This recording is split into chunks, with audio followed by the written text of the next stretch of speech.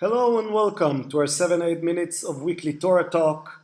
Our guest today is Rabbi Robert Haas of the Mikveh Israel congregation in Savannah, Georgia. Hello, Rabbi. Thank you for being with us. Thank you for the invitation. Our parsha is Vayelech. It's a short parsha and it recounts the final events of Moshe's life. Moshe transfers the leadership to Joshua and writes a Torah scroll that he hands over to the Levites. He commands the Vayelech mitzvah. The Israelites are commanded to gather following every sabbatical year and read from the Torah. He informs them of the suffering which will be their lot when they will abandon the laws of the Torah. This parsha begins with the following pasuk: Vayelech Moshe vayidaber et advarim ha'ele el kol Israel. And Moses went and he spoke the following words to all Israel. So, Rabbi, the following words or this Torah that Moses is passing down, what is it? That is an excellent question. And it's a great question for our congregation because I don't know if you know, but our congregation has the two oldest Torah scrolls in North America and probably two of the five oldest in the world. And just recently we had one written in Israel. So for a moment in time, we had the oldest and newest Torah scrolls in all of America, which was pretty cool. Amazing. So this is a great question because we hear the Torah or the word Torah mentioned a couple of times. We now hear this thing called the Book of Torah. So what is Torah? And we debate this all the time, but I think the real answer is that the name Torah or the word Torah has a different meaning at different times in history. So, we know it means the word teaching. We know it eventually will mean the 5 books of Moses. We know today when you say I'm studying Torah, you mean I'm studying Talmud or Midrash or the actual Torah. So the word Torah Jewish. And anything Jewish, any Jewish text. Some people say I'm reading a novel. I'm reading a novel by Herman Wouk. It's Torah. It just debates who you are, and it just depends who you are. So it's a great word. I think it means something very particular here in this moment of time. We know it's going to be in book form, but I think when you look at Moses at this moment in time, you have to look at who he is and what's going on in his mind. Now, Moses has been the leader for 40 years. He's done a great job. I give him 2 thumbs up. One of my thumbs is infected, so I give him an extra big thumbs up there. I give the analogy to my students that you're going to be going to college soon. And the day before you go to college, you're going to go to your parents, and your parents are going to tell you to do what in college? And they usually give me answers like to study, don't party so much, go to class, make nice friends, get good sleep, eat healthy. And then I tell them that's exactly what they're going to tell you. And the next day you're going to go to college, and you can absolutely ignore every single thing they say. Right. You can have cake for breakfast every morning. You can skip class. You can hang out with terrible people. You can make poor grades. Eventually, your parents, of course, may not pay for school. But in the moment, you can do whatever you want because you're off by yourself. This is what Torah is. Moses is afraid that the people are going to go and not remember what he taught them. And that is the big debate in his mind. What am I going to do to help these people once I've gone to follow these laws? Because I've trained them, I've taught them, I've modeled for them, but now they have to make all these choices, and I'm not going to be there. Well, and he's naive enough to think that a book will make the trick. It's like the parents, instead of talking to their son or daughter, handing them a letter with proper instructions, they can still go to college and do whatever they want.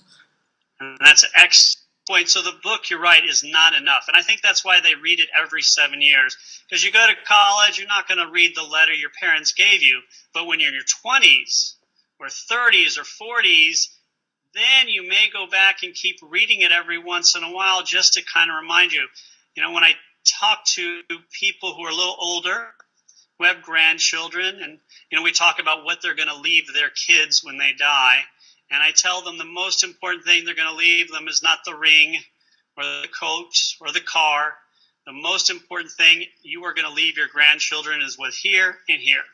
So I encourage them to write down their thoughts about what it's like in the world, about their lives, what they felt, what they supported, what they loved, and to leave this for their kids. And that's probably the best gift you can give your grandkids or your kids. What were your thoughts on the world? What were your inspirations? What were you like? And I think that's what Moses really wants to do here. He wants these people to do well once he leaves. He is desperately hoping that Judaism doesn't live and die with him. I mean, he fears, I think, that he's one of these religious leaders. Or, you have religious leaders, they start their congregation, and it's booming. They make a tent. They have thousands of people. They're excellent speakers. They got bands. It's amazing. But then that person leaves, or that person dies, or that person retires. Guess what happens? The congregation dissipates and just disappears completely. That is what Moses does not want to happen. Does this mean that he doesn't have much confidence in Joshua? The fact that he feels the need to hand a Torah, written instructions, and not just to hand over the leadership to Joshua? Actually, I think it's the opposite. I think he has the utmost confidence in Joshua. I think he really thinks Joshua is the man for the job. He may find it a little hard to admit, because it's hard to admit that our time has come and gone. However, even though I think he has confidence in Joshua, he still wants to go out and tell people what he thinks. He wants them to know what the last thing he said was going to be was to behave. I know when my dad was very sick, for instance, he kept telling me, remember me when I was healthy. Remember me what I looked like and what I said when I was healthy, not what I'm like now. Now, Moses is very healthy. Physically, emotionally, mentally, he's still there. So he has the ability to really say, this is the last thing I'm going to tell you. Remember it well. But I think he does trust Joshua. In fact, there's a midrash where he goes to Joshua after Joshua has just spoken to God. And Moses asks Joshua, what did God tell you? And Joshua looks at him and says, Moses, when you spoke to God, did you come and tell me what God said? And Moses has said, you're right. I am being a little jealous. I don't want to be this way. You're in charge. You're the man. Go do what you're supposed to do. And tell me, as we read the Torah today, can we even imagine what it was like reading it when Moses passed it along to the next generation? I don't think we can imagine exactly. I mean, we have so many influences with TV and video and parents and grandparents and schools. There's so many things coming at us from all directions. It's as if all of those things were combined into one moment. Your TV, your video, your phone, your laptop, your parents, all in one moment telling you one thing. So I don't know if we can imagine exactly. I think we can imagine what he said, how he felt, but I think it's very difficult to imagine being there and hearing Moses for the last time. I think it's also quite difficult to imagine, but also it's not so much so. You think about some of the great leaders, and you think, wow, it was amazing to hear them. But the longer the great leader is around, the more you kind of get used to him or her. Nelson Mandela was 93, and I'm sure it was amazing to hear him speak. But if you hear him speak all the time, it's not quite as amazing as somebody who's hearing him for the first time. If I had gone to see Nelson Mandela speak, that would have been one of the great moments of my life. Right. However, if you're living in South Africa and he's speaking all the time, it's nice and it's amazing, but it's not, earth-shattering. So we look at Moses as the greatest prophet as he is. I mean, you're probably second or third, but Moses is first. And we look at him and say, wow, it would have been amazing to listen to him, which it would have, but these people have been listening to him every day of their lives for the most part. Rabbi, thank you so much.